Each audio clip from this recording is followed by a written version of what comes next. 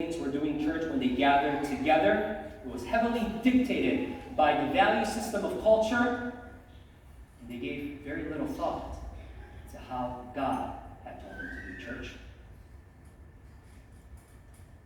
And so what was it that Jesus had told them to do when they gathered together? Paul shows us the real way we should have been gathering together. He goes on. Verse 23, let me read these two verses, 23 and 24. He says this, "For I received from the Lord what I also delivered to you, that the Lord Jesus, on the night when he was betrayed, took bread, and when he had given thanks, he broke it and said, 'This is my body, which is for you. Do this in remembrance of me.'" If you will remember with me, Paul was actually not there when Jesus had given these instructions on that first Lord's Supper, or what we know as the Last Supper.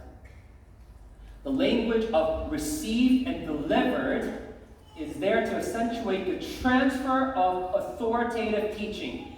Paul, too, heard this from someone who heard it from Christ, and he, too, has delivered it. And so when we go against what the Lord's Supper is supposed to be like, we're not going against Paul's tradition, we're going against what Christ has commanded his people to do. And when we see the description of how Paul is describing the Lord's Supper, who is the host? It's the Lord Jesus himself, who takes the bread, who breaks it, and he serves it to his people. And when was this serving happening? It was on the night that he would be betrayed. On the night that he would be handed over to be crucified. He served those whom would betray him. He served those whom would deny him. He served knowing that they would serve him back. He loved them. And he didn't just serve metaphorically, this is my body. He actually gave his body to us, to the saints. He says, "This is my body, which is for you. Do this in remembrance of me." Now, in Jesus saying that this is my body, he's not saying this bread now is actually my body. No.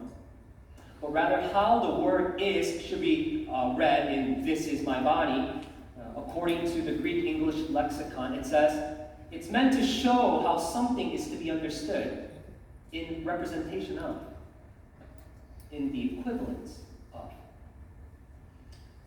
Now, even if I didn't read that Greek dictionary term, I want to remind us what this supper was. When the Lord was having this supper, it was actually the Passover, wasn't it?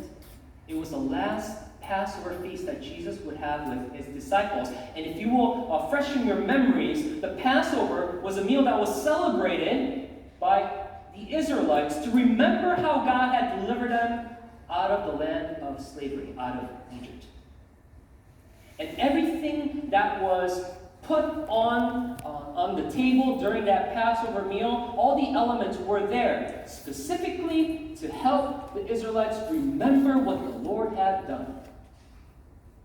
Why the unleavened bread? It's so that the Israelites could remember how their forefathers didn't even have time for the bread to rise, but they were thrust out of Egypt immediately right after the last plague. Why did they eat bitter herbs? So that the Israelites could remember embittered lives that their forefathers suffered and how God had delivered them out of that life. Everything was pointing so that people could remember better. In the same way, Jesus is saying, this bread is so that you would remember me well, what I've done, my body given for you. It's not my actual body. It's so that you would correctly remember. And so when we take the bread, remember, an actual body was given. As much as I can touch this bread with my hands, my God, the Son of God, walked this very earth that I walk on. And a real body was given to us